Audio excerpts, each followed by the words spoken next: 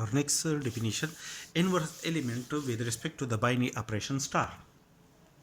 Let star be a binary operation on a non-empty set S. An element B belong to the set S is said to be the inverse element of the element A of the set S with respect to the binary operation star. If A star B is equal to B star A is equal to E, where E is the identity element in the set S with respect to the binary operation star. For example, addition is a binary operation on the set of real number and the set of all real number. Then according to the property of real numbers, for each element A belong to the